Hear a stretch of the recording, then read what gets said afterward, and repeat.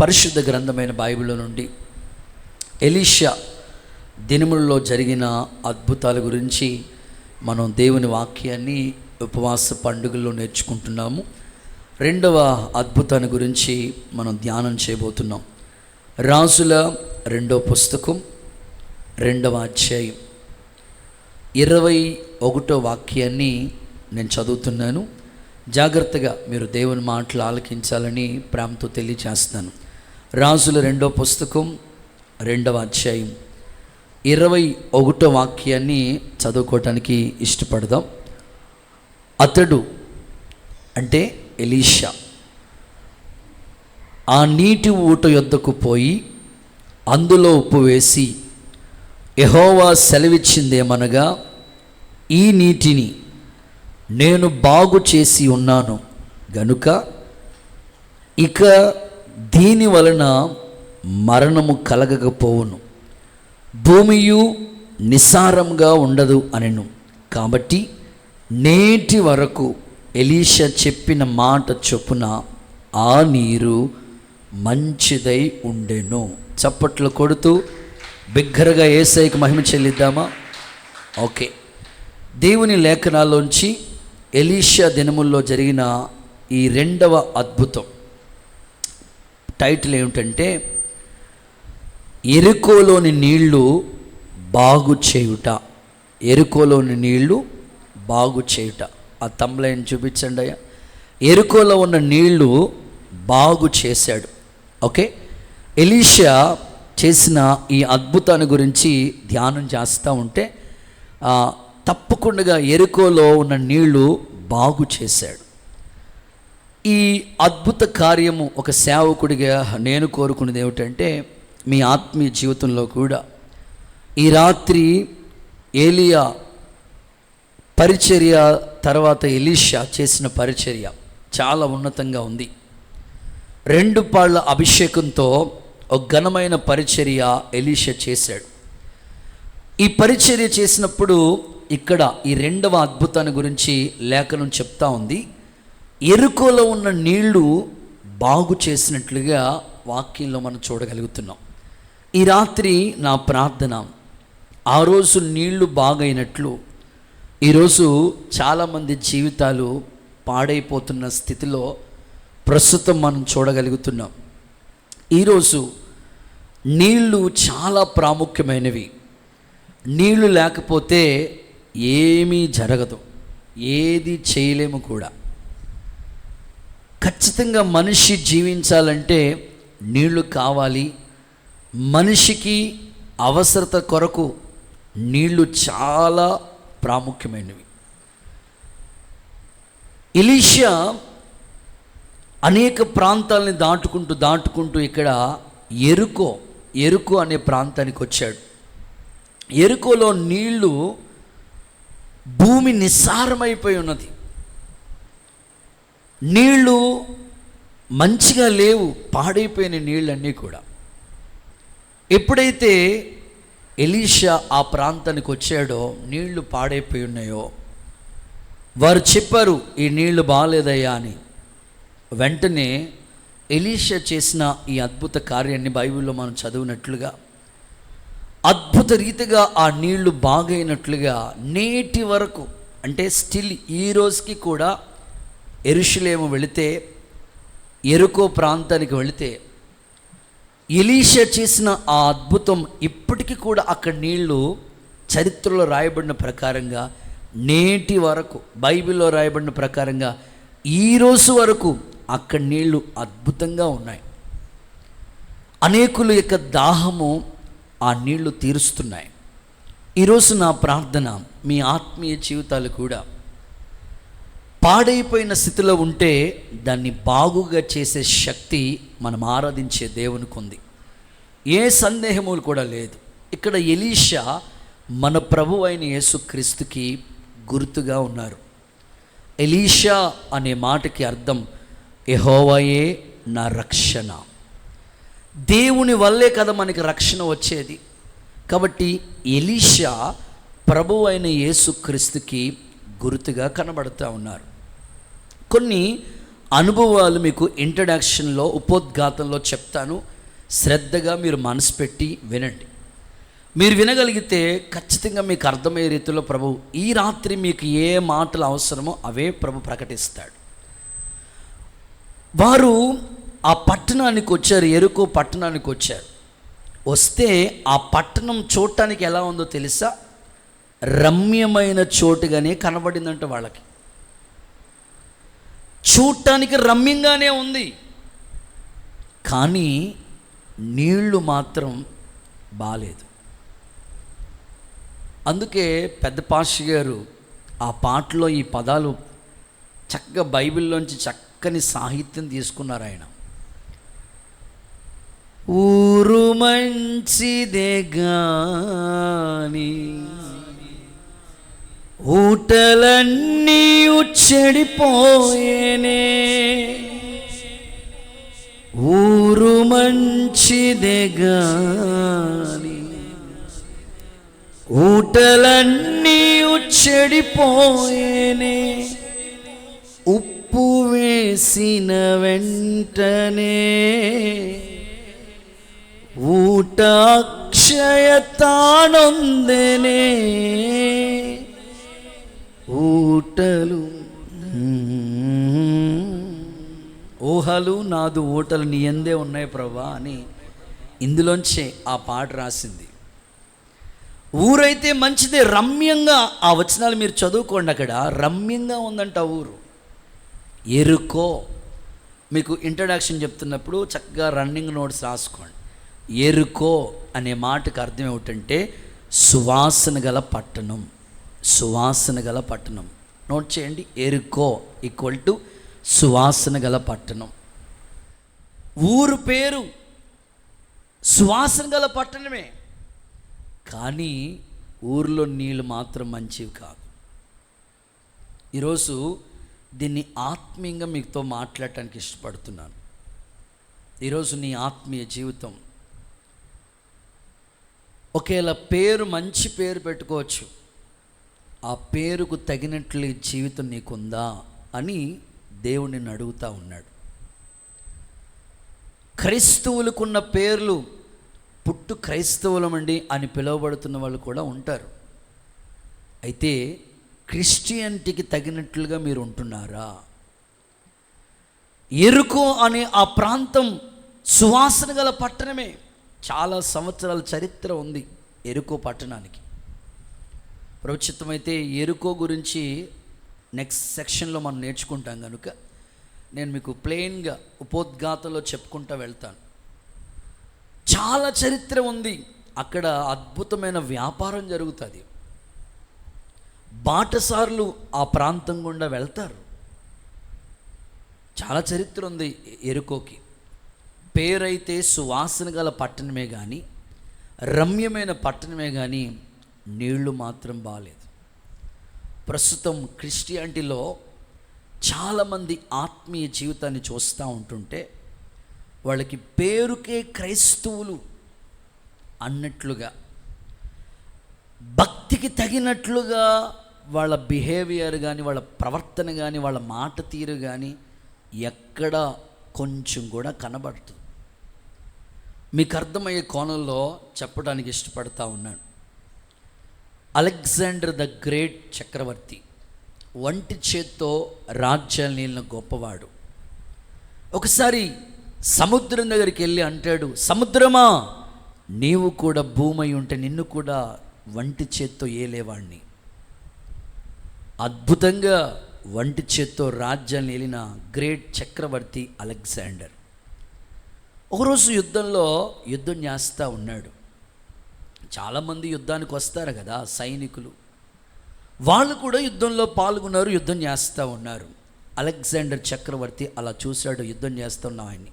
ఎందుకంటే ఆయనకి సరిగ్గా యుద్ధం చేయడం రావట్లేదు, ఓడిపోతున్నాడు, ఓటమి ఎదురైంది ఆయనకి.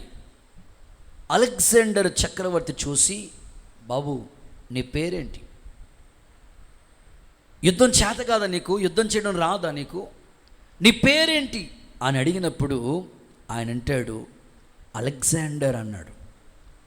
అవునా, నా పేరు పెట్టుకుని నాకు అసలు ఓటమే ఎదురవ్వదు, ఇప్పటి వరకు నా జీవితంలో ఎప్పుడు ఓడిపోలేదు, నా పేరు పెట్టుకుని నువ్వు యుద్ధంలో ఓడిపోతున్నావా, పేరైనా మార్చుకో బ్రతుకైనా మార్చుకో అన్నాడంట. స్తోత్రం చెప్పండి ఒకసారి. ఒక అలెగ్జాండర్ చక్రవర్తి చెప్పిన పాఠమే ఈరోజు మీకు చెప్తున్నాను. క్రైస్తవుడు అని పేరు పెట్టుకుని ఇంకా సినిమాలు మానకుండా అసభ్యంగా ప్రవర్తిస్తుంటుంటే ఈరోజు దేవుడు నీతో మాట్లాడుతున్నాడు. పేరు మంచి పేరే, దావీదు అని పేరు ఉంది. పేరు మంచి పేరే, సువార్తం అని మంచి పేరు ఉంది. పేరు మంచి పేరే, జకరియా అని పేరు ఉంది. పేరు మంచి పేరే, చాలా మంచి పేర్లు ఉన్నాయి. కానీ పేరుకు తగినట్లుగా ఒకేలా మీ లైఫ్ ఉండకపోతే, ఈరోజు మీ ప్రవర్తన దిద్దుకోగలిగితే, సంపూర్ణ దిద్దుబాటు మీకు వస్తే, శుద్ధీకరించబడితే ప్రభు బల్లకి మనల్ని దేవుడు యోగ్యులుగా మలచునుగాక. చప్పట్లు కొడితే యేసయ్యకు ఒకసారి మహిమ చెల్లిద్దామా.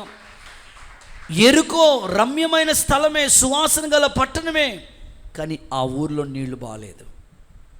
ఈరోజు నీ ఆత్మీయ జీవితం అలా ఉండకూడదు, చక్కగా ఉండాలి. ఎందుకో తెలుసా? ఒకరోజు సమూయేలు ప్రవక్త ఒక ప్రాంతానికి వెళ్ళినప్పుడు ఆ ఊరోళ్ళు అడుగుతారు, ప్రవక్త దీర్ఘదర్శి సమాధానంగానే వస్తున్నావయ్యా అని అడిగారు. అవునయ్యా. విచిత్రమైన సంగతి ఏంటంటే, సమూయేలుకు కూడా తెలియదు దేవుడిని ఎవరిని అభిషేకిస్తాడో. ఆ ఇంట్లో 8 మందిని, పెద్దోడు ఎర్రగా ఉన్నాడు, వీడైతే సెలెక్టెడ్ మనుషులుగా మనం ఎలా సెలెక్ట్ చేసుకుంటామంటే, మంచి తలాంతులు ఉంటే సూపర్ అనుకుంటాం మనం. మంచిగా మాట్లాడుతుంటుంటే అబ్బో అనుకుంటాం మనం. చక్కగా నీ పరిచర్య చేస్తూ ఉంటుంటే మనం అనుకుంటాం అమ్మో అనుకుంటాం. సమూయేలు ప్రవక్త కూడా అలా అనుకున్నాడు. వీడు ఎర్రగా ఉన్నాడు, పెద్దోడు, ఇంటికి పెద్దోడు, జ్యేష్ఠుడు, వీడిని రాజుగా చేస్తాడేమో. రెండోవాడు, మూడోవాడు ఎవరిని సెలెక్టెడ్ అవ్వలేదు. ప్రభు అక్కడ చెప్పిన మాట ఏమిటంటే, మనుషులు పైరూపాన్ని చూస్తారు, చెప్పండి, దేవుడు అంతరంగాన్ని చూస్తాడు. దేవుడు కోరుకున్నవాడు ఇంకా ఎక్కడో ఉన్నాడు అక్కడ. ఆలోచించండి, మీ ఆత్మీయ జీవితాన్ని ఒకసారి వాక్యం అనే అద్దం దగ్గర తీసుకురండి. ఎంత దిద్దుబాటు మీలోకి వస్తుంది, ఏ విధంగా పరిశుద్ధపరచబడి ఈ బలను మీరు స్వీకరించాలనుకుంటున్నారు. పేరుకు తగినట్లుగా చూడండి. చాలామంది యేసు ప్రభు పేరు పెట్టుకుంటారు. పేరు యేసు ప్రభు. ఆయన లాంటి ప్రేమ, ఆయన లాంటి క్షమాపణ, ఆయన లాంటి దీన మనసు, ఆయన లాంటి సాత్వికం ప్రభు మనలో చూడాలని ఆయన ఆశిస్తూ ఉన్నాడు. నాకు సేవకులు పేరు పెట్టేటప్పుడు జాన్ వెస్లీ అనే పేరు పెట్టారు బాప్తిస్మం ఇచ్చినప్పుడు. ఆ పేరు నాకు తెలియదు, బైబిల్లో కూడా ఎక్కడ లేదు. పాస్టర్ గారిని అడిగాను, అయ్యా నా పేరుకి అర్థం ఏంటి అంటే, అయ్యగారు చెప్పారు, జాన్ వెస్లీ అనే ఆయన ఒక మిషనరీ పేరయ్యా. ఇంగ్లాండ్ దేశంలో అద్భుతమైన పరిచర్య చేశాడు. రాబోయే కాలానికి నువ్వు సేవకుడు అవుతావని ఆ నోటి మాట చెప్పాడు. దేవుడికి స్తోత్రం చెప్పండి. మా ఇంట్లో నేను అనుకున్నాను, మా ఇంట్లో ఎవరు సేవకులు లేరు, దేవుడిని నమ్ముకోవటమే కొత్త, నేను సేవకుడిని అవటం ఏంటి. కొంతకాలం గడిచిన తర్వాత జాన్ వెస్లీ అనే ఆ పేరు కలిగిన బుక్, క్రైస్తవ మిషనరీ స్టోరీస్ చదివేటప్పుడు ఆ బుక్ నాకు బుక్ స్టాల్లో కనబడ్డది. కావాలని కొని తెచ్చుకుని చదివాను. ఆయన చేసిన సేవ, ఆయన పడిన కష్టం చూసినప్పుడు కనీసం ఆయన పేరు పెట్టుకున్నాను కదా, ఆయన లాంటి సేవ చేయకపోయినా కనీసం 1% అయినా నేను చేయాలేటట్లుగా ప్రభు నన్ను సేవకు పిలిచావు కదా, ఆ విధంగా వాడుకొని దేవుని దగ్గర అడిగాను. పేరుకు తగినట్లుగానే 1% అయినా కృపించి నడిపిస్తూ ఉన్నాడు. దేవునికి మహిమ కలుగునుగాక. ఈరోజు నేను ఆశించేది ఏమిటంటే, ఎరుకో సువాసన గల పట్టణమే, కానీ నీళ్లు బాలేదు. ఈరోజు మీ ఆత్మీయ జీవితాలు అలా ఉండకూడదు. పేరుకు తగినట్లుగా దేవుని కృప మీ మీద ఉండునుగాక. కొన్ని ఉదాహరణలు మీకు వాక్యంలోంచి తెలియచేయడానికి ఇష్టపడతాను. చూడండి, ఆదికాండ గ్రంథం 3వ అధ్యాయం ఇదంతా ఇంట్రడక్షనే, రమ్యమైనది. ఆ ఎరుకోను గురించే మాట్లాడుతున్నాను. ఎరుకో రమ్యంగానే ఉంది. మత్తయి ఆదికాండ గ్రంథం 3వ అధ్యాయం 6వ వాక్యం చూడండి అయ్యా. మత్తయి 3:6. అక్క మైక్ చూడయ్యా. మత్తయి సువార్త 3వ అధ్యాయం 6వ వాక్య భాగం. స్త్రీ ఆ వృక్షం ఆహారమునకు మంచిది. ఆ స్త్రీ ఆ చెట్టును చూసినప్పుడు ఆహారానికి మంచిది, కన్నులకు మత్తయి 3 ఆదికాండం 3:6. ఓకే, 3:6 చదవక్క. వివేకమిచ్చు రమ్యమునై ఉన్న. చూడటానికి ఎలా ఉందో తెలుసా చెట్టు? Once again repeat. మరలా ఆ స్త్రీ ఆ వృక్షమును చూసినప్పుడు అది మంచిది, ఆహారానికి మంచిదిగాను, కన్నులకు అందంగాను, వివేకమిచ్చే రమ్యంగాను ఉన్నది. ఉండటానికైతే చూడటానికైతే ఆ చెట్టు, ఆ ఫలం చాలా రమ్యంగా ఉందట. దేవుడు ఏమని చెప్పాడంటే, అన్ని ఫలాలు తినండి, కానీ ఈ మంచి చెడు తెలియనిచ్చే ఈ ఫలాన్ని మాత్రం తినొద్దు అన్నాడు. అన్ని ఫలాలు తీసుకోండి, అదొక్కటే వద్దు. మనిషి దేవుడు ఏది వద్దంటాడో అదే చేస్తాడు. మిమ్మల్ని ఈ రాత్రంతా ఆన్లైన్ ప్రేయర్ చేయమన్నాను అనుకోండి, ఆయనకైతే కుదురుతుంది, మనకెక్కడ కుదురుతుందని తిట్టుకుని వెళ్ళిపోయే వాళ్ళు ఎక్కువ ఉంటారు. ఏది వద్దు అంటామో అదే చేయటానికి మనిషి ఇష్టపడతాడు. తెల్లని బట్టలు వేసుకురండి అన్న, ఆయన అట్టా చెప్తాడు, వర్షం వస్తే తెల్ల బట్టలు వేసుకురావాలా? సర్లే. అలంకరణ ఏడ కుదురుతుంది అంటే, ఏది వద్దంటావు అది చేస్తాడు మనిషి. అన్నీ తినయ్యా, ఏలుబడి చెయ్యి, 7 ఆశీర్వాదాలు ఇచ్చాడు నీకు ఏదేం తోటలో. అన్నీ వదిలేసి ఏది వద్దన్నామో అక్కడికి వెళ్ళాడు ఈ మనిషి. అవ్వమ్మ అక్కడికి వెళ్ళింది. చూడటానికి ఆ ఫలం ఎలా ఉందంటే, ఫలము రమ్యంగాను అందంగా ఉందంట, కానీ తింటే దానివల్ల మరణం అని తెలుసు కదా. చూడటానికి రమ్యంగానే ఉంది, దానివల్ల వచ్చే ప్రతిఫలం నష్టం. నా ప్రార్థన ఏమిటంటే, ఎరుకో చూడటానికి బాగుంది కానీ నీళ్ళు బాగలేదు.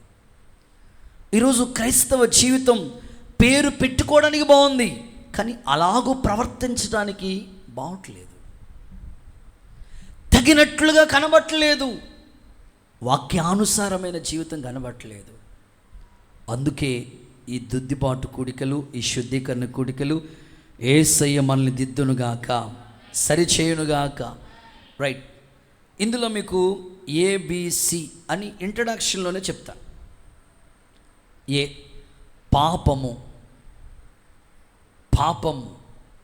పాపము చూడటానికి చేయటానికి కూడా చాలా థ్రిల్గానే ఉంటుంది. పాపము చేసినంతసేపు చాలా ఆనందంగానే ఉండొచ్చు మనిషి, కానీ దాని ప్రతిఫలం పాపం వల్ల వచ్చు జీతం మరణము అన్నాడు. అంత ప్రమాదం, నీ పాపం నిన్ను పట్టుకుంటుంది అన్నాడు. అందుకే ఆ ఊరు మంచిదే, నీళ్ళు మంచి కాదు. అందుకని పాపం విషయంలో అది చేసినప్పుడు చూసినప్పుడు బాగానే ఉంటుంది, కానీ దాని శిక్షా ఫలం చాలా ప్రమాదం. త్రాగుడు. చూడటానికి చాలా బాగుంటుంది, బ్రాందీ తాగయ్యా ఫ్రెండ్స్, తాగయ్యా, చూడటానికి చాలా బాగుంటుంది, తాగినప్పుడు కూడా బాగుండొచ్చేమో, కానీ దాని ఫలితం, దాని శిక్ష బైబిల్ ఏమని రాస్తారు తెలుసా? ఈ ద్రాక్షరసము విక్రింత పాలు చేస్తుందంట. దాన్ని తాగినవాడు కట్టెల పాములాగా కొట్టేస్తాడంట. అంత ప్రమాదం. చూడండి, యాక్సిడెంట్లు, ప్రమాదాలు ఎప్పుడు జరుగుతాయి? తాగి డ్రైవింగ్ చేసి, ఇంట్లో భయంకరంగా అసభ్యంగా ఎప్పుడు ప్రవర్తిస్తారు? తాగి మైకంలో ఉండి. మహారాజు అందుకే సొలొమోను ఎంత జ్ఞానంగా అన్నాడంటే, ద్రాక్షరసం వెక్కిరింత పాలు చేస్తుంది. కట్ల పాములేగా అది చివరికి కాటేస్తుంది. ఎంతోమంది మంచి మంచి స్థాయిలో ఉన్నవాళ్ళు కూడా తాగుడికి బానిసలు అయిపోయి, అప్పులైపోయి, నష్టపడిపోయిన వాళ్ళు అందరూ ఉన్నారు, పాడైపోయిన వాళ్ళు అందరూ ఉన్నారు. అందుకని ప్రభు చెప్తున్నాడు, చూడటానికి అది రమ్యంగా ఉండొచ్చు, కానీ దాని యొక్క పరిణామం శిక్షకు ప్రతిఫలం. పరస్త్రీ, వేరే వాళ్ళ యొక్క భార్య. ఒక కుటుంబంగా దేవుడు నిన్ను కట్టాడు కదా, వివాహం అయింది కదా, మరలా ఇతరులను ఆశించకూడదు. అది క్రైస్తవులకి తగదు, వాక్యానుసారమైన జీవితం కాదది. చూడటానికి పరస్త్రీ అందంగా కనబడవచ్చు, కానీ దాని శిక్ష నువ్వు ప్రతిఫలంగా అనుభవించాలని సామెతల గ్రంథంలో రాశాడు. జారస్త్రీ మార్గానికి వెళ్ళొద్దు, అటువైపు వెళ్ళొద్దు. చివరిలో అనుకుంటామంట, అయ్యో నేను ఎందుకు ఉపదేశాన్ని తృణీకరించాను. దాని మార్గంలో వెళ్ళిన వాళ్ళు అనేకులు దానికి మార్గంలోకి వెళ్ళి గాయమైన వాళ్ళు. ఇంకా బైబిల్ ఏమని రాసి పెట్టారంటే, చివరికి వేసే సాంగత్యం చేసిన వాళ్ళకి రొట్టె ముక్కే మిగులుతుంది. చూడండి, చూడటానికి రమ్యంగా ఉంది, కానీ చివరికి ప్రతిఫలం ఎంత నష్టమో. అందుకే యవనస్తులు ప్రత్యేకంగా సామెతల గ్రంథం ఎందుకు రాయించానంటే వాళ్ళ చేత, కనీసం చదివినప్పుడైనా రాసినప్పుడైనా భయపడి వాళ్ళ భక్తి జీవితాన్ని కట్టుకుంటారు. యవనస్తుల నడత దేని చేత శుద్ధి అవుతుంది? దేవుని వాక్యం చేతనే కదా. ఒక సేవకునిగా నా ప్రార్థన, చూడటానికి రమ్యంగా ఉండవచ్చు. విశ్వాసులు కూడా చూడటానికి వాళ్ళు ఎలా ఉంటారంటే, ఎంత భక్తిపరులుగా ఉంటారంటే, చూసినప్పుడు అనిపిస్తుంది, అమ్మో ఎంత భక్తిపరుల్లో వీళ్ళు. వాళ్ళ క్రియల్లోకి వెళితే వీళ్ళ ఇలా ప్రవర్తించారా అనిపిస్తుంది.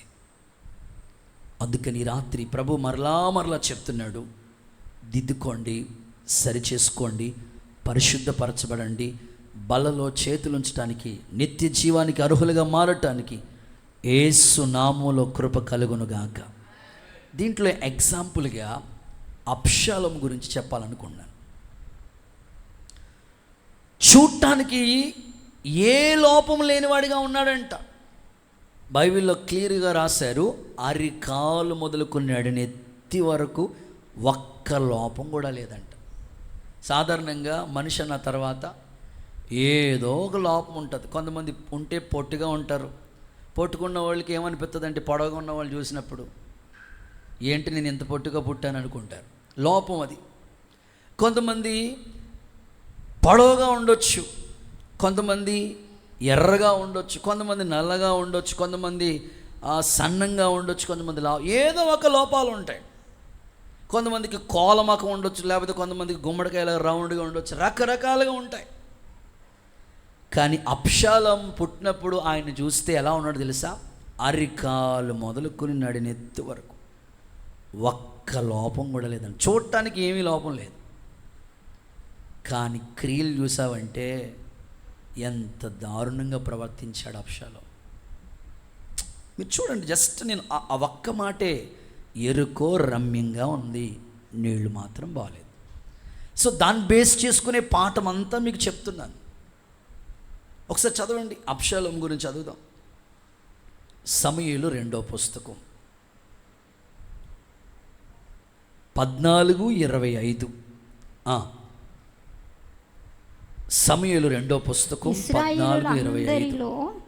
అబ్షాలోము అంత సౌందర్యం గల ఇశ్రాయేలీలందరిలో ఎంతమంది ఇశ్రాయేలీలు? 6 లక్షల మంది కాల్బలం అంటే 20 లక్షల మంది లెక్క. ఇశ్రాయేలీలందరిలో అబ్షాలోము అంత సౌందర్యం కలిగిన వాడు ఒక్కడు లేడు. అరికాలు మొదలుకొని నడినెత్తు వరకు ఏ లోపం అతని ఎందుకు కనబడలేదు చూడటానికి. కానీ క్రియల 4 మైనస్లు కనబడ్డాయి నాకు. అవన్నీ రిఫరెన్స్లు చెప్తే టైం అయిపోద్ది, ఇంకా సబ్జెక్ట్ అవ్వదు. ఇంకా ఇంట్రడక్షన్లోనే ఉన్నాం మనం. చూడటానికి అబ్బా కొడుకంటే ఇలా ఉండాలండి, అందంగా పుట్టాడండి బాబు, చాలా బాగున్నాడండి అంటూ ఉంటాం కదా, అలాగే ఉన్నాడు చూడటానికి. కానీ క్రియలు ఎలా ఉన్నాయో తెలుసండి. రాజు దర్శనం లేదు. ఎన్నేళ్ళు ఉన్నాడు? 2 సంవత్సరాలు యెరూషలేములో ఉన్నాడు, కానీ ఏ ఒక్కరోజు దర్శనం లేదు ఆయనకి.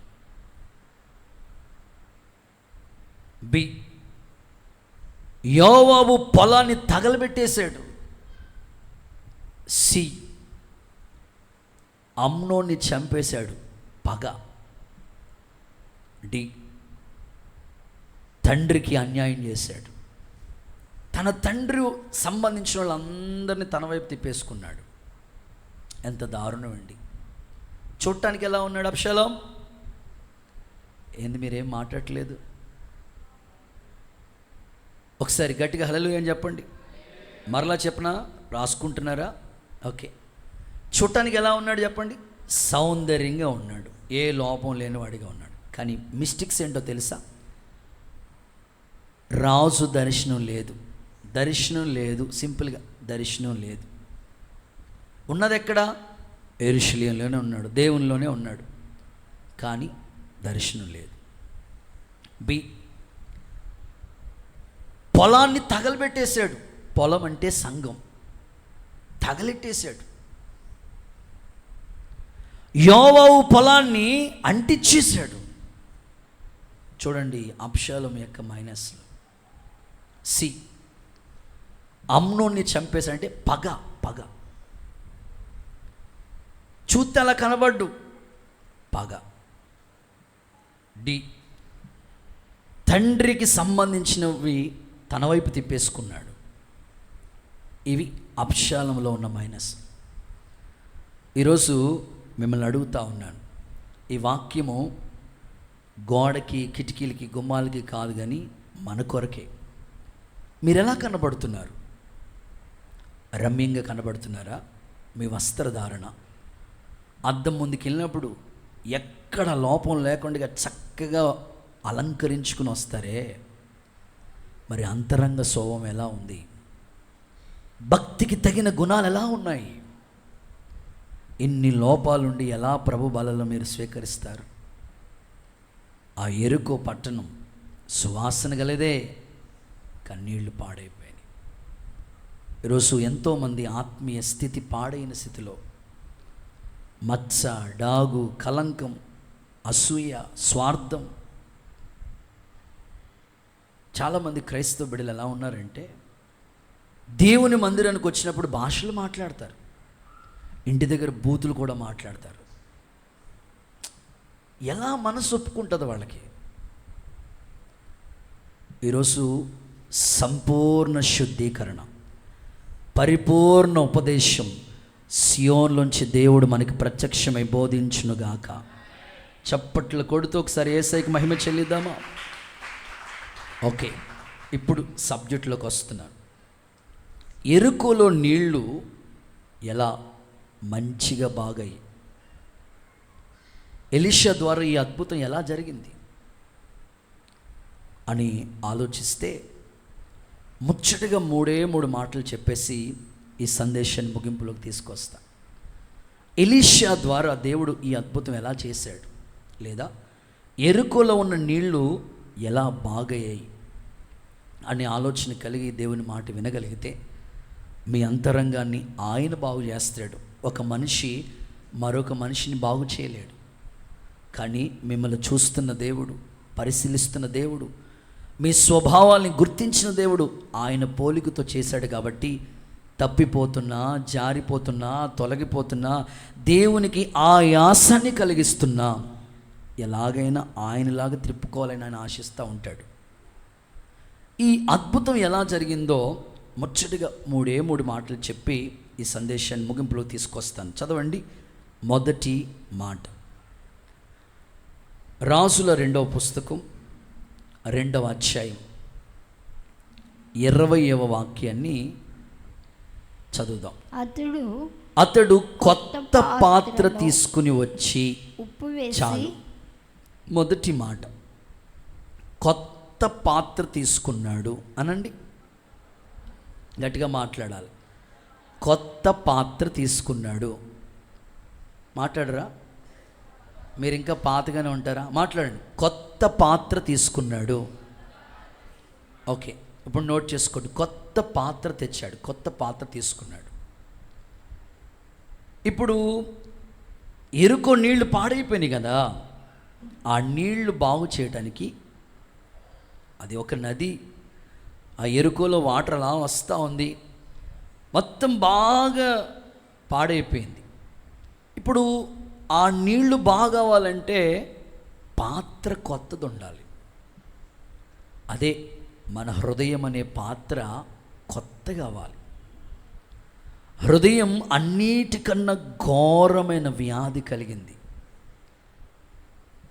ఈ పాత్ర కొత్తగా మారాలి. అప్పుడు నీలోంచి వచ్చే అన్నీ కూడా బాగైపోతాయి. నీ మాట బాగుంటుంది, నీ నడవడిక బాగుంటుంది, నీ పద్ధతి బాగుంటుంది, నీ మనస్సు, నీ అంతరంగం అన్నీ చక్కగా క్రమపరచబడతాయి. హృదయం సరి లేకుండా హృదయంలోంచి ఎన్నో వచ్చి మనిషిని అపవిత్రపరుస్తున్నాయి కదా. అందుకే ఈ పాత్ర బాగుండాలి. పాత్ర అంటేనే హృదయానికి గుర్తు. లేఖనాల్లో మనం చూద్దాం ఒకసారి. కొరింథీయులకు రాసిన 2వ పత్రిక 5వ అధ్యాయం 17వ వాక్యం. కొరింథీయులకు రాసిన ఎవడైనా క్రీస్తునందు ఉన్న ఎడల వాడు నూతన సృష్టి, పాతవి గతించును, ఇదిగో సమస్తము క్రొత్తవాయెను అనే చక్కని మాట లేఖనాల్లో మనం చూడగలుగుతున్నాం కదా. ఎవడైనా క్రీస్తునందుంటే వాడు నూతన సృష్టి, పాతవి గతించెను, సమస్తము క్రొత్తవగుతున్నట్లుగా లేఖనాల్లో మనం చూస్తాం. యెహెజ్కేలు గ్రంథంలో కూడా మరొక మాట కూడా మీకు చదివిస్తాను, ప్రభు మాట్లాడిన మాట. ఓకే, యెహెజ్కేలు 36:26 నూతన హృదయం మీకు ఇచ్చేదను, నూతన స్వభావాన్ని కలుగు చేస్తాను, రాతి గుండె మీలో నుంచి తీసేసి మాంసపు గుండెను మీకు ఇస్తాను. అంటే పాత్ర హృదయానికి గుర్తు. ఈ పాత్ర ఎలా ఉండాలంటే కొత్తగా అంటే కొత్త జీవితం. ఎవరైనా క్రీస్తునందు ఉంటే, వాళ్ళు ఎవరైనా కావచ్చు, దేవుళ్ళలోకి వస్తే వాళ్ళు ఎలా ఉండాలంటే నూతన సృష్టిగా మారాలి. నూతన సృష్టిగా మార్చబడటానికి అక్కడ అంటాడు దేవుడు, రాతి గుండె నీలోంచి తీసేసి మెత్తని హృదయం స్వభావాన్ని నీకు ఇస్తా. అప్పుడు ఆ పాత్ర ఎంత అద్భుతంగా ఉంటుంది చెప్పండి. నిజమే, హృదయం బాగుండాలి. హృదయంలో అనవసరమైన చెత్తంతా ఉండి మీరు ఎన్ని ప్రసంగాలు వింటే మార్పు వస్తుందో చెప్పండి. అందుకే ఫస్ట్ మీరు డిలీట్ చేసుకోవాల్సింది హృదయంలో అనవసరమైన చెత్తంతా తీసేసేయాలి. అప్పుడు ఎన్ని పదార్థాలు అందులో వేసినా చక్కగా ఆశీర్వాదకరంగా, దీవెనకరంగా ఉంటాయి. ప్రభు ఈ రాత్రి వేళ మీ అందరి మనస్సాక్షిని దేవుడు పరిశుద్ధపరిచి నూతన స్వభావం, నూతన హృదయం యేసు నామములో ప్రభు మీకు అనుగ్రహించునుగాక. కుడి చేతులు పైకెత్తి బిగ్గరగా ఒకసారి ఆమేన్ అంటారా? వాక్యంలో ఈ విధంగా రాయబడ్డారు, యెహోవా ఉత్తముడని రుచి చూసి తెలుసుకోండి, అప్పుడు మీరు ఎలా ఉంటారో తెలుసా?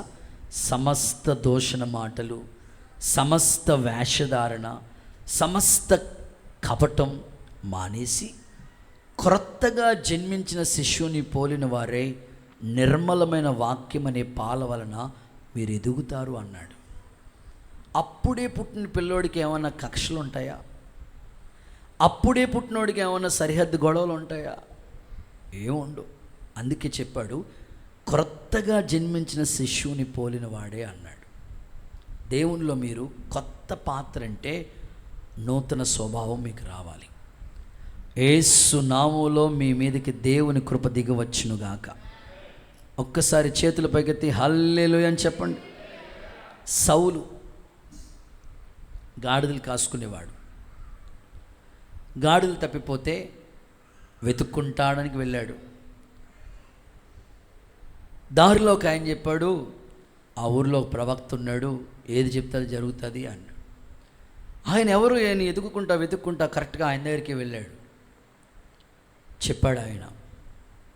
అద్భుతం ఏమిటంటే, ఎప్పుడైతే ఈ సౌలు గాడిదలు తప్పిపోయిన వాటిని వెతకటానికి వెళ్ళాడో, కొండ మీద ప్రవక్తల సమూహం ఒకటి ఉంది. ఈ గాడిదలు కాసుకొని తప్పిపోయిన ఈ సౌలు ప్రవక్తల సమూహంలోకి వచ్చినప్పటికీ కొత్త మనసు వచ్చిందంట. ఆమెను చెప్పండి ఒకసారి. అప్పుడు వరకు ఉన్న పాత స్వభావాలన్నీ పోయినాయి.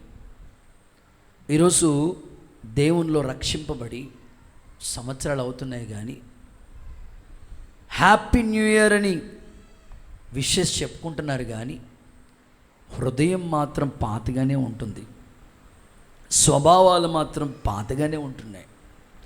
అందుకే దేవుడు ఏ అద్భుతం మీ జీవితంలో చేయలేకపోతున్నాడు. ఆయన తీసుకున్న మొట్టమొదటి పని ఏమిటంటే కొత్త పాత్ర. నా జీవితంలో ఏదో ఒక గొప్ప కార్యం జరగాలి అంటం కన్నా నా జీవితం ముందు కొత్తగా మారాలనుకోవటం మరీ మంచిది. అలా చేసి చూడండి, దేవుని అద్భుతాలు మీ ఇంటిలో తప్పకుండా యేసు నామములో దేవుడు జరిగించునుగాక. హుషారుగా చెప్తారా? కొంచెం గట్టిగా చెప్తే బాగుంటుంది. సరే, మీరందరూ అలసిపోయినట్టున్నారు. ఒక కీర్తన పాడుకుంటే మరలా మీరు బూస్ట్ తాగినంత యాక్టివ్ అవుతారు. నాయనా ఒకసారి స్కేల్ పట్టుకో, ఒకసారి అందరూ హల్లెలూయా అని చెప్పండి. సి అనుకుంటా, సి మైండ్. హల్లెలూయా హల్లెలూయా.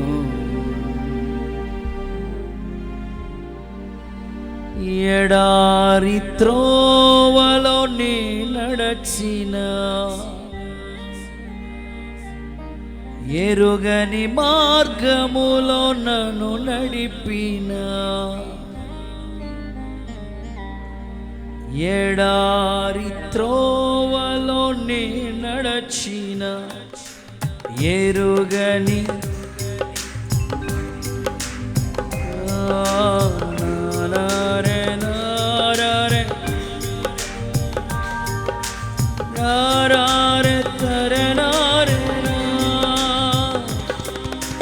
నీవే నీవే నానందము, నీవే నీవే నాదారము, నీవే నీవే నానందము, నీవే నాదారము. మధుర స్వరముల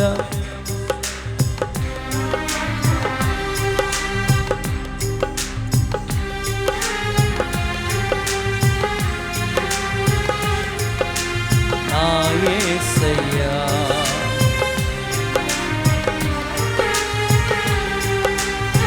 చప్పట్లు.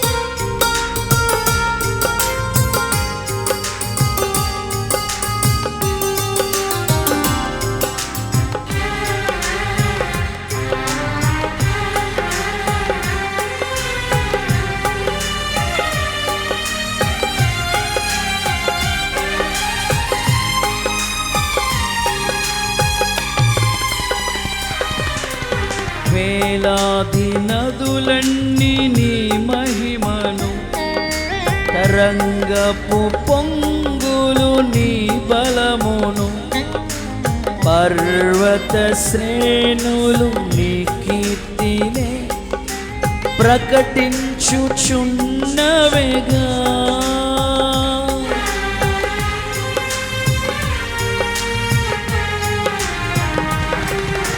వేలాది నదులన్నీ నీ మహిమను, తరంగపు పొంగులు నీ బలమును, పర్వత శ్రేణులు నీ కీర్తిని ప్రకటించుచున్నవిగా.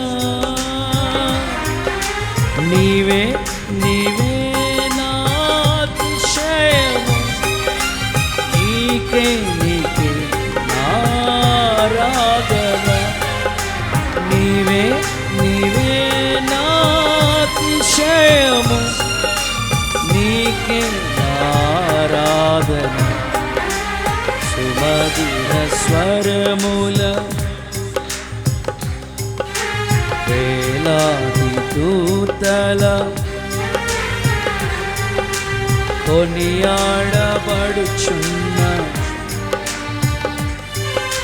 నీకే ఆరాధన. హల్లెలూయా. చదవండి ఆ మాట. పేతురు రాసిన మొదటి పత్రిక 2వ అధ్యాయం 3వ వాక్యం. పేతురు రాసిన మొదటి పత్రిక 2:3. సమస్త దూషణ మాటలను మానేసి, సమస్త దూషణ మాటలు మానేసి కొత్తగా జన్మించిన శిశువులను పోలిన కొత్తగా జన్మించిన శిశువుని పోలిన వారై నిర్మలమైన వాక్యమును నిర్మలమైన వాక్యమనే పాలను అపేక్షించు రక్షణలో ఎదుగు నిమిత్తం. సందర్భాన్ని మనం చూస్తే క్రొత్తగా జన్మించిన శిశువు. ఈరోజు సంఘం ఎలా ఉండాలి? కొత్త పాత్ర అంటే దాని అనుభవాన్ని ఎలా ఉన్నాయంటే, పాత్ర అంటే హృదయం, నూతన స్వభావంలోకి రావాలి. ఇంకా ఆయన మాట్లాడుతూ క్రొత్తగా జన్మించిన శిశువు అన్నాడు. అంటే చిన్నపిల్లల యొక్క స్వభావాలు చూడండి. చాలాసార్లు మీకు మాట్లాడుతూ వచ్చాను కదా, చిన్నపిల్లల యొక్క స్వభావాలు. ప్రభు రాజ్యాన్ని, పరలోక రాజ్యాన్ని పోలుస్తూ ఇలాంటి వారిదే దేవుని రాజ్యం అన్నాడు. అంటే పెద్దోళ్ళకి లేదా? అలా అని కాదు. చిన్న పిల్లల స్వభావం మార్పు చెంది ఇలాంటి వారైతే అన్నాడు. చిన్నపిల్లలు చూడండి, ఏది జరిగినా వెంటనే వాళ్ళు మర్చిపోతారు. సంవత్సరాలు పగ, కక్ష వాళ్ళు ఏం సాధించరు. చిన్నపిల్లల స్వభావం అది. కానీ ఈరోజు క్రైస్తవ్యంలోకి, దేవుని పిల్లల్లోకి ఈ స్వభావం రావట్లేదు. పలానా వాళ్ళు అలా అన్నారు, నేను వాళ్ళతో మాట్లాడు, అస్సలు వాళ్ళ గుమ్మం ఎక్కను. జాన్ బోయ్ గారు వాళ్ళ అమ్మ 5 సంవత్సరాలు మాట్లాడలేదంట. 5 ఏళ్ళు ఆయనకి ఎలాగైనా సరే వాళ్ళ అమ్మతో మాట్లాడి వెళ్తున్నా సరే ముఖం తిప్పేసుకునేదంట. మొత్తం మీద 5,000 చీర కొనుక్కున్నట్టుకి వెళ్తే అప్పుడు మాట్లాడిందంట. దేవుడికి స్తోత్రం చెప్పండి ఒకసారి. నేనంటాను, ఎందుకో మరి కొంతమంది నాకు అర్థం కారు. దేవుని పిల్లలకి ఇవి తగవు కదా. ఎన్ని సంవత్సరాల నుంచి భక్తి చేసి కాలువలన్నీ ఈదుకుని వచ్చి, గోదావరిలన్నీ ఈదుకుని వచ్చి, అన్నీ వెనకాల పిల్ల కాలువలో పడిపోతే ఎట్లాగా?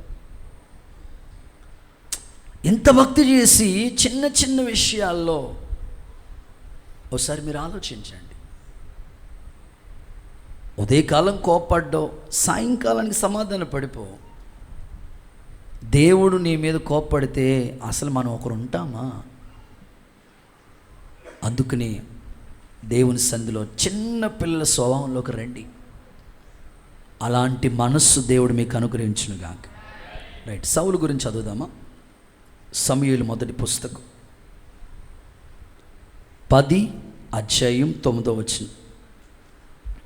మొదటి సమూయేలు పుస్తకం 10 సమూయేలు నద్ద నుండి వెళ్ళిపోటకే తిరగగా, ఓకే, దేవుడు అతనికి కొత్త మనసు అనుగ్రహించాడు. సౌలుకి కొత్త మనసు దేవుడు ఇచ్చాడంటండి. ఈ రాత్రి నా ప్రార్థన, సంఘమంతటికి కొత్త మనసు అనుగ్రహించునుగాక. మీరే ఒక కొత్త పాత్రలుగా మార్చబడుదుగాక. పాత్ర సరిగ్గా లేకపోతే అన్నిలో ఎన్ని వేసినా వ్యర్థమే.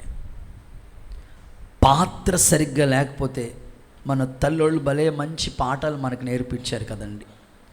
ఒకప్పుడు పాత్రలు తోమాలంటే మా మమ్మీ చింతపండు, ఇటుకుపొడు, అమ్మో అసలు ఎంత నీట్గా తలతల మెరిసిపోతూ ఉండేవో. మొన్న మధ్యలో ఎవరినో ఓ పిల్లోడు, ఎవరే మనుషులు తీసుకురారా, చేపల వాసన యారావో మరి చేపల పులుసు దాంతో వేసాడని మనకు తెలియదు, కానీ మొత్తం చేపలు బాగా. ఎప్పుడో చాలా రోజులు మన పాత మందిరం ఉండేటప్పుడు, అరే బాబా చాలా నీరసంగా ఉందిరా, జ్యూస్ ఏమైనా చేయరా, చేసుకోవచ్చు. చేస్తే మసాలా వాసన. మరి ఆ మిక్సీ ఎట్టుందో మరి దేవుడికి స్తోత్రం, నాకు తెలియదు ఇంకా. అంతే. అంటే పాత్ర సరిగ్గా లేకపోతే లేదు. అందుకనే పాత్ర బాగుండాలి. సంఖ్యాకాండంలో అనుకుంటా, అంతగా గుర్తులేదు, కానీ మూత వేయక తెరచి ఉన్న ప్రతి పాత్ర అపవిత్రమైపోతుంది అన్నాడు. సందర్భం వచ్చింది కాబట్టి మీరు ఆ మాట తీస్తే, బైబిల్ పండితులు ఆల్రెడీ సంఖ్యాకాండం దాటొచ్చేసాం కదా మనం. మూత వేయబడక తెరచి ఉన్న ప్రతి పాత్ర అపవిత్రమైపోతుందని ఆ మాటలు రాసి పెట్టాడు. కాబట్టి తెరచి ఉన్న ఏ పాత్ర అయినా సరే అది అపవిత్రంగానే మారిపోతుంది. కరెక్ట్గా దొరికింది. పరిశుద్ధాత్ముడికి మహిమ కలుగునుగా. సంఖ్యాకాండం 19వ అధ్యాయం 15వ వచనం. సంఖ్య 19:15. మూత వేయబడక తెరచి ఉన్న ప్రతి పాత్ర, అది ఏ పాత్ర అయినా కావచ్చు. గొప్ప ఇంట్లో అనేకమైన పాత్రలు ఉన్నాయి, వెండి పాత్రలు ఉన్నాయి, బంగారు పాత్రలు ఉన్నాయి. ఎన్ని ఉంటే ఏంటి, యజమానుడు వాడుకోవాలి కదా. మీ ఇంట్లో మీ కిచెన్ రూమ్లోకి వెళ్తే ఎన్ని పాత్రలు ఉంటాయో, ఏది పడితే అది తీయం. రోజు వాడే కొన్ని పాత్రలు ఉంటాయి. టీకి ప్రతిరోజు అది వాడబడుతుంది. భోజనం కొరకు వాడబడే పాత్రలు, కర్రీ కొరకు వాడబడే పాత్రలు. ఎప్పుడైనా స్పెషల్ బిర్యానీ చేస్తే ఎప్పుడో తీస్తావు, అది అప్పటి వరకు దాని జోలికి వెళ్ళవు. అలా కాదు, దేవుని ఇంట్లో అలా కాదు. యజమానుడు వాడుకునే పాత్రగా నీవు ఉండాలంటే పాత్ర బాగుండాలి. కిలం పట్టేసి బాగా జిడ్డుగా ఉంటే ఆ పాత్ర దేనికి వాడబడదు. అందుకే ఈ అద్భుతం, ఆ నీళ్లు బాగవటానికి ఎలీషా వాడింది ఫస్ట్ వన్ పాత్ర. అందుకే అక్క కృపక్క చాలా సందర్భాలు నాకు చెప్తా ఉంటారు కొన్ని అనుభవాలు. ఏం మాట్లాడతారంటే, అర్పణ కాదు ముఖ్యం, అర్పించే వ్యక్తి ముఖ్యం అంటారు. కయ్యను హేబేలు ఉన్నాడు, ఇద్దరు అన్నదమ్ములే, ఇద్దరు ఒక తల్లి బిడ్డలే, కానీ అర్పించే హృదయం బాలేదు. కయ్యను అర్పణ ఎందుకు అంగీకరించలేదంటే ఆ వ్యక్తి క్యారెక్టర్ మంచిది కాదు, వ్యక్తి మంచోడు కాదు. అందుకే దేవుడు యాక్సెప్ట్ చేయలేదు. అందుకే నా ప్రార్థన ఏంటంటే, మీరే మంచి పాత్రలు, మీ హృదయం నూతనపరచబడాలి. ఫస్ట్ మీ లైఫ్ను మీరు చక్కగా ఫస్ట్ ఆ బాణీ మార్చేసుకోగలిగితే, హృదయమే పరివర్తనలోకి వచ్చేస్తే, మీ జీవితంలో ఎలీషా దినముల్లో జరిగిన అద్భుతం దేవుడి రాత్రి ప్రారంభించునుగాక. ఆమేన్. అత్తని ఎలా చూడాలో అలాగే చూడు, తల్లిని ఎలా చూడాలి అలాగే చూడు, అన్నని ఎలా చూడాలి అలాగే చూడు. ఎవరికి ఇవ్వాల్సిన ప్రయారిటీ వాళ్ళకి ఇవి. స్వార్థం నీలోకి అస్సలు రానివ్వద్దు. దేవుని కృప నీ మీదకి దిగి వచ్చునుగాక. రైట్, రెండో మాటలకి వెళ్ళిపోతాం. సెకండ్ వన్, ఎలీషా ఈ నీళ్ళు ఎలాగ అద్భుతంగా మంచిగా మార్చగలిగాడు, ఈ అద్భుతం ఎందుకు జరిగింది, ఎలా జరిగింది అంటే, రెండోది 2 Kings చాప్టర్ 2వ రాజుల గ్రంథం 2వ అధ్యాయం 20వ వాక్యంలో రెండో మాట, ఉప్పు వేశాడు అనండి. గట్టిగా మాట్లాడాలి. ఉప్పు వేశాడు అనండి. నిజమే కదా. మీరు అడగొచ్చు, అన్నయ్య జాన్ వెస్లీ గారు, ఉప్పేస్తే నీళ్లు బాగా అయిపోతుందా, ఇంటికి వెళ్ళి ట్రై చేసి చూస్తాను. అట్లా ఆలోచించకండి. ఉప్పు వేసిన వెంటనే ఊట అక్షయత నొందినట్లుగా నీళ్లు బాగైపోయాయి. ఇక్కడ కూడా ఒక పాఠం మనం నేర్చుకోవాలి. ప్రతిదీ అక్షరం చూడొద్దు, అక్షరం వెనకాల ఉన్న ఆత్మీయతను చూద్దాం. ఉప్పు వేసిన తర్వాత నీళ్లు బాగా అయిపోయాయి. జనరల్గా మాట్లాడుకుందామంటే ఇప్పుడు డాక్టర్స్ అంటారు ఉప్పు ఎంత తగ్గితే అంటున్నారు, కానీ ఇక్కడ అందుకే అక్షరానుసారంగా చూడొద్దు. ఉప్పు వేసిన తర్వాత నీళ్లు బాగున్నాయి. అదిగో ఉప్పు కూడా బాగా కనబడుతుంది, భలే డిజైన్ చేశారు వాళ్ళు. ఉప్పు వేసిన వెంటనే నీళ్లు బాగయ్యాయి. బైబిల్లో ఆయా సందర్భాల్లో ఉప్పు గురించి నేను గతంలో కూడా ఉప్పు గురించి ఒక సబ్జెక్టే చెప్పాను. కానీ ఇక్కడ ఒక ఆత్మీయ పాఠాన్ని సరికొత్త కోణంలో మనం నేర్చుకుందాం. జనరల్గా మనం మాట్లాడుకోవాలంటే ఏ కూరలైనా మీరు ఉప్పేయండి, ఏదో అన్నారు మరి అమ్మ, రుచి వస్తుంది కదా. ఏ కూరలు ఉప్పేసింది, అది ఏ కూర అయినా కావచ్చు, సాంబార్ అవ్వచ్చు, ఆ తర్వాత చికెన్ కర్రీ కావచ్చు, మటన్ కర్రీ కావచ్చు, చేపల కూర, ఏదైనా సరే ఉప్పు లేకుండా రుచి రాదు. టేస్ట్ కొరకు సాల్ట్ వాడుతూ ఉంటాం, ఓకే, ఉప్పు వాడుతూ ఉంటాం. ఉప్పు జనరల్గా తెల్లగా ఉంటుంది తెలుసు. ఉప్పు సముద్రంలో ప్రత్యేకంగా మడులు కడతారు, తయారవుతుంది, ఓకే. మనల్ని కూడా దేవుడు మీరు లోకానికి ఉప్పు అయి ఉన్నాడు అన్నాడు, అంతవరకు ఓకే.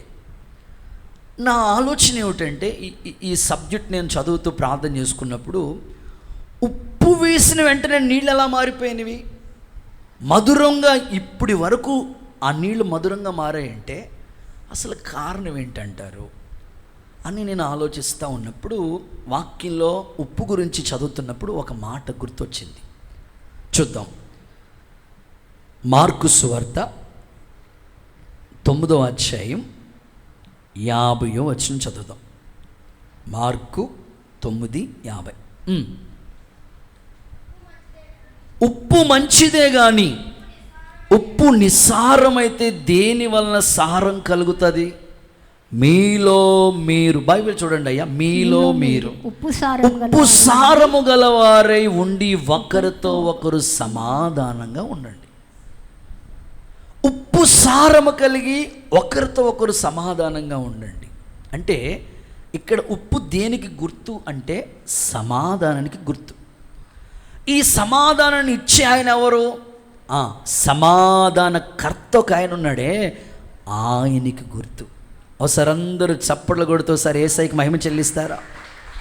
అంటే ఉప్పు సమాధానానికి గుర్తు ఈక్వల్ టు యేసుక్రీస్తు అని నోట్ చేయండి. ఆత్మీయంగా మన జీవితంలో యేసు ప్రభు లేనంత కాలం, అయ్యబోయ్ మేము బాప్తిసం తీసుకున్నామండి, మందిరానికి వస్తున్నామండి, కానీ యేసు ప్రభు అక్కడ లేడు. ఆత్మీయంగా సమాధానానికి కర్త అయిన దేవుడు లేనంత కాలం ఆ నీళ్లు బాగావు. ఉప్పు సమాధానానికి గుర్తు, ఆ సమాధానానికి కర్త యేసు ప్రభువే. ఈ మాట కూడా రిఫరెన్స్ నోట్ చేసుకోండి. 2 తెస్సలోనికీయులకు రాసిన పత్రిక 3:16 ఉంది. ప్రభువే సమాధానాన్ని మీకు ఇస్తాడు. సమాధానకర్తయగు ప్రభువే, సమాధానకర్తయగు ప్రభువే తానే ఎల్లప్పుడూ ప్రతి విధము చేతను మీకు సమాధానం అనుగ్రహించును. చూడండి, సమాధానకర్తయగు ప్రభువే మీకు ఎల్లప్పుడూ సమాధానాన్ని ఇస్తాడు. తెస్సలోనికి రాసిన 2వ పత్రిక 3వ అధ్యాయం 16వ వాక్యంలో ఉంది. సమాధానకర్తయగు ప్రభువే అంటే ఆ సమాధానం ఇచ్చేది ప్రభువే.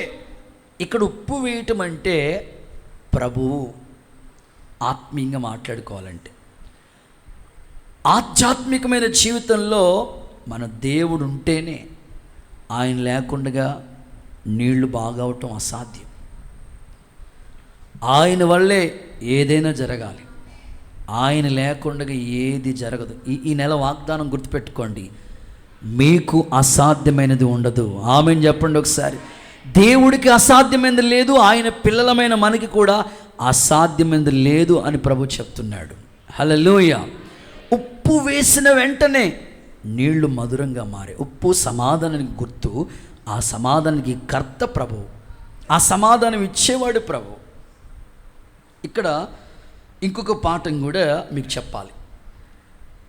ఏ నైవేద్యం చేయాలన్నా ఆ నైవేద్యానికి ఖచ్చితంగా ఉప్పు చేర్చాలని చెప్పాడు.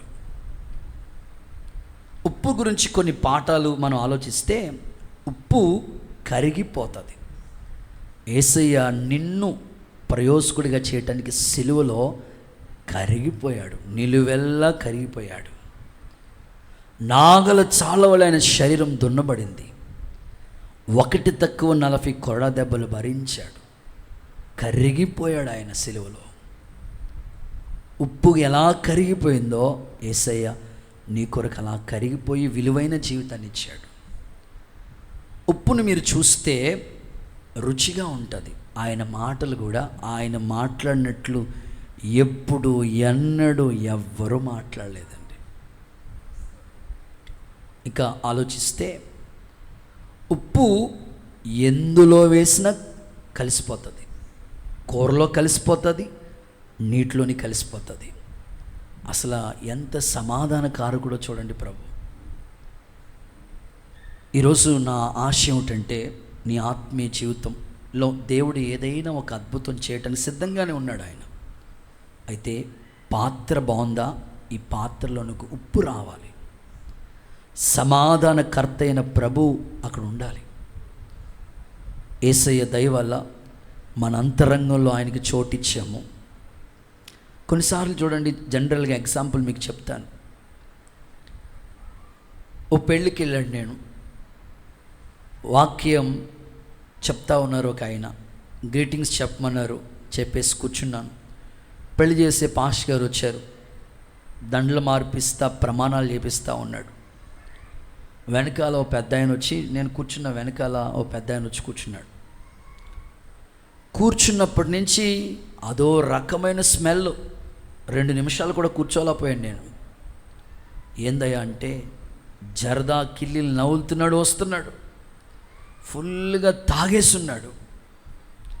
పెళ్లి కూతురు మేనమామ అంట, దేవుడికి స్తోత్రం చెప్పండి, వచ్చాడు.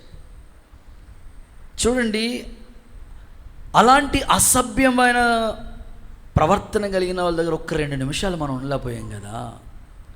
మరి మన పాత్రని హృదయంలో యేసయ్య ఉండాలంటే ఎలా ఉందో ఒకసారి మన ఆత్మీయ జీవితం ఒకసారి చూడండి. నా తోడు నీ ఉంటే, బాగుంది, తోడు ఉంటాడు. అసలు ఉండాలంటే నువ్వు ఉండాలి కదా. ఆయన తోడు ఉండాలంటే పాత్ర బాగుండాలి, ఆయన ఉండేటట్లుగా మన జీవితం ఉండాలి కదా. ఆయన ఎక్కడుంటాడు ఆలోచించండి. అందుకే ఆయన కరిగిపోయిన ఆ మనసు నీకు రావాలి ఆయనకిలాగా. ప్రభు బల తీసుకునేటప్పుడు నీకు ఏ మనసు రావాలో తెలుసా? విరిగి నలిగిన మనసుతో. ఆ రొట్టె ఎలా తయారయ్యిందో ఆ డైమెన్షన్లో ఆలోచించు. యేసయ్య నీకోసం ఎంతగా నలగొట్టబడ్డాడో ఆ విధమైన పరివర్తనలోకి మనం వచ్చేసేయాలి.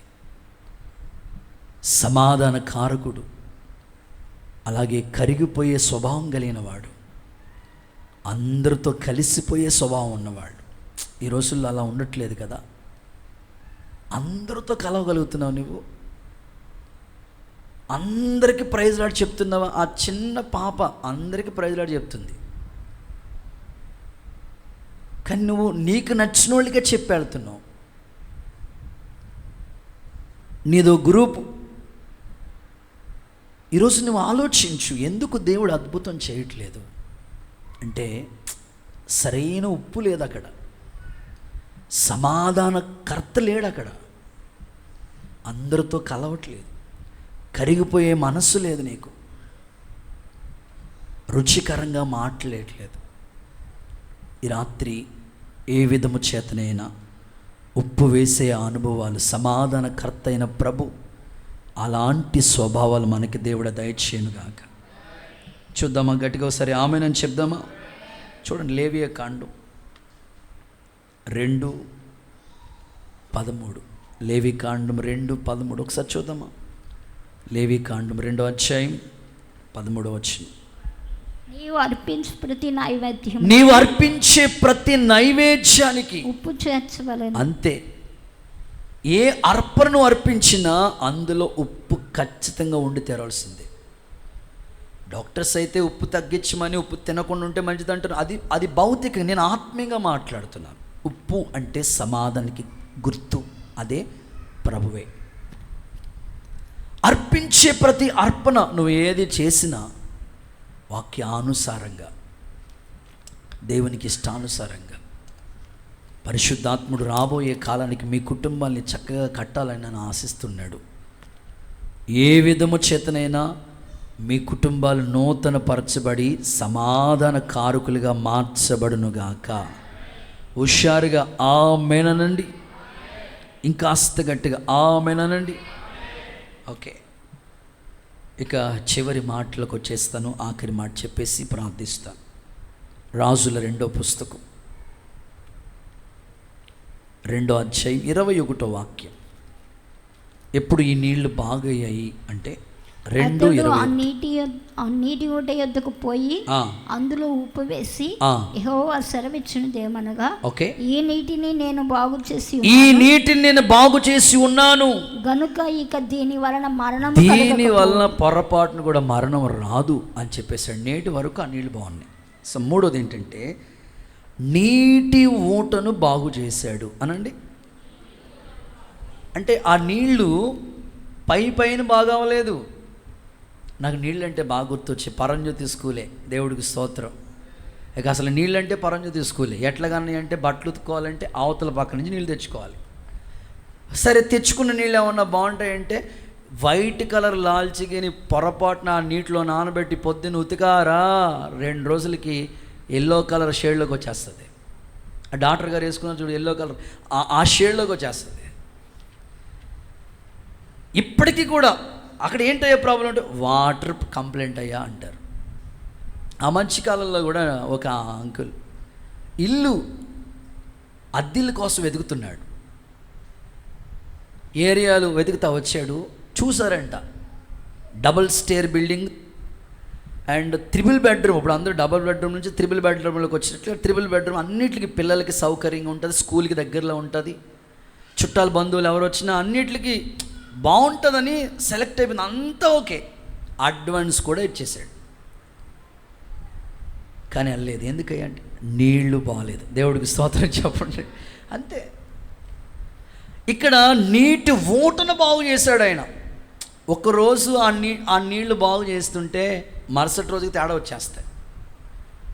అంతెందుకు, మీ ఇంట్లో కూడా క్లీన్ అండ్ గ్రీన్ చేస్తూ ఉన్నప్పుడు, పరిశుభ్ర కార్యాలన్నీ కూడా ఇంట్లో మీరు ఇంటికి సంబంధించినవన్నీ క్లీన్ చేస్తున్నప్పుడు ఒకరోజు బాగుంటే నీళ్ళు మరుసటి రోజు మళ్ళీ మామూలు అయిపోతుంటాయి. అందుకే ఎలీషా ఏం చేశాడంటే నీటి ఊటను బాగు చేశాడు. ఒకసారి అందరూ ఆమెను చెప్పండి. అంటే నీ భక్తి పైన కాదక్క. మందిరంలోకి వచ్చినంతసేపు బాగుంటావు, ఇక్కడి నుంచి ఆమెను నెలనండి అక్కడే గేటు దగ్గర అక్కడే కోడు దులిపినట్టు దులిపేసి వెళ్ళిపోతూ ఉంటావు. నీ చేతిలో బైబిల్ ఉన్నంతసేపు బాగుంటావు, బైబిల్ తీసి ఆ పక్కన పెట్టావంటే అంతే. పైన బాగైతే సెట్ అవ్వదు. ఓట బాగోవాలంతే. అందుకే శుద్ధీకరణ కోటానికి ఈ ప్రసంగం ఇచ్చాడు దేవుడు. స్తోత్రం చెప్పండి. ఓట బాగుండాలి. కరెక్ట్గా ఈరోజు వచ్చింది చూడండి ఈ అద్భుతం. ఓట బాగుండాలి. ఓట బాగుంటే సెట్ అవుతుంది. చూద్దామా ఒకసారి. 114:8 కీర్తనలు 114:8 త్వరగా చదవాలి. ఆయన బండను నీటి మడుగుగాను చెక్కుముకి రాతి బండను చెక్కుముకి రాతిని నీటి ఊటలుగా చేసేవాడు. ఓకే, చాలు. నీటి ఊటలుగా చేసేవాడంట ఆయన. మన ఆత్మీయ జీవితంలో నీటి ఊడలు బైబిల్లో ఇలా రాశారండి. నువ్వు ఎప్పుడు ఉబుకుచున్న నీటి ఊట వలె ఉంటావు, నీరు కట్టిన తోట వలె ఉంటావు. ఆత్మీయ జీవితం ఎలా ఉండాలంటే సీజన్ భక్తి కాదండి క్రైస్తవ్యం. కొంతమంది దేవుడు అద్భుతం చేశాడా, దేవుణ్ణి స్తుతించుడి. ఎప్పుడెప్పుడు అప్పుడప్పుడు అద్భుతం చేసినప్పుడే. మరి శ్రమ వస్తే యోబులా ఉన్నావా? యెహోవా ఇచ్చాను, యెహోవా తీసుకున్న, ఒక్క నోటి మాట ద్వారా కూడా అనలేదు కదా ఆయన. ఆలోచించండి, పైన కాదు, ఊట లోపలికి ఎప్పుడూ ఉబుకుచున్న నీటి ఊటే. దేవుడు మేలు చేశాడా స్తోత్రం, కీడు చేశాడా స్తోత్రం, శ్రమ పెట్టాడా స్తోత్రం, ఆపదొచ్చిందా స్తోత్రం, మరణపు అంచులోకి వెళ్ళావా స్తోత్రం. ఏమండి, కొండ తయారు చేసేటప్పుడు కుమ్మరి వాడిని కొండ అడుగుతుంది, నన్ను ఎందుకు ఎలా తయారు చేశాను అడుగుతుందా? ఆయన చేతిలో ఉన్న పాత్ర ఎప్పుడైనా ఎలాగైనా చేస్తాడు ఆయన. నాకు ఇప్పటికీ ఆలోచన, అసలు అద్భుతం చేస్తానని ఎందుకు ఈ వాగ్దానం ఇచ్చావు ప్రభువా అని ఎదురయ్యే పరిస్థితులను బట్టి ఆ వాగ్దానం మరలా గుర్తు చేసుకుంటూ ఉంటాను నేను. ఆయన ఊరకని ఏ వాగ్దానం కూడా ఇవ్వలేదు, చేస్తాడంటే ఖచ్చితంగా జరుగుతుంది అంతే అది. అందుకని ఊట ఎప్పుడు ఉబుకుచున్నట్లుగానే ఉండాలి. గుళ్ళో వచ్చినప్పుడు బాగుంటావు, తర్వాత మరలా మామూలు, అట్లా కుదరదు. ఊట బాగుండాలి. అందుకే మనం ఆరాధించే దేవుని పేరేంటంటే సమస్తాన్ని బాగుగా చేస్తాడంట. సమస్తము ఏ టు జెడ్. కొన్ని డాక్టర్స్ దగ్గరికి వెళితే కిడ్నీ స్పెషలిస్టు, ఆస్ట్ స్పెషలిస్టు, లేకపోతే చెవి, కన్ను, కొన్నిటికి స్పెషలిస్టులు ఉంటారు. కానీ దేవుడు ఎవరంటే ఆల్, ఇంకా మల్టీ సూపర్ స్పెషలిస్ట్ అంతే. ఆయన ప్రతిదాన్ని బాగు చేస్తాడు. చూద్దామా, ఈ ప్రార్థన చేసుకుంటానికి ఈ వాక్యం చదువుదామా? మార్కు సువార్త 7:37. మార్కు 7:37. ఈ వాక్యం చదువుకుని మనం ప్రార్థన చేసుకోబోతున్నాం. సమస్తమును బాగుగా చేసి ఉన్నాడు. అంతే, ఈయన సమస్తాన్ని బాగుగా చేస్తాడు. ఆ ఎలీషా ఆ నీటి ఊటను బాగు చేసినట్లు, ఇదిగో ఈ రాత్రి దేవుని గొప్పతనం ఏంటో తెలుసా? పైన కాదు, లోపల ఉన్న సమస్తాన్ని దేవుడు బాగుగా చేయబోతున్నాడు. యేసు నామములో నీళ్లు మధురముగా మారునుగాక. ఆ ఎరుకలో ఉన్న నీళ్లు ఎప్పటికీ బాగున్నట్లు, ఎప్పటికీ నువ్వు దేవునిలో బాగుగా ఉందువుగాక. నా ప్రార్థన ఏంటో తెలుసండి, ఇప్పటి వరకు నేను విన్న సాక్ష్యం ఏంటో తెలుసా? దేవుణ్ణి నమ్ముకుని పాడైపోయిన వాళ్ళు ఒక్కడు కూడా లేరు.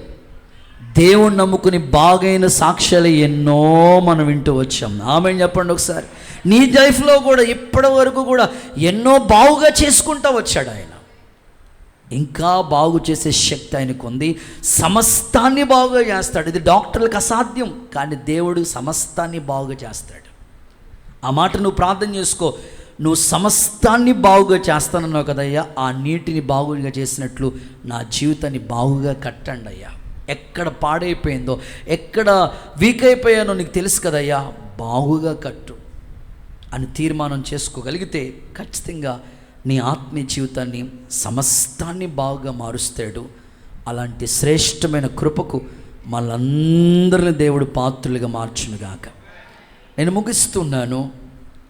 ఎరుకోలో ఉన్న నీళ్లు ఎలీషా బాగు చేశాడు.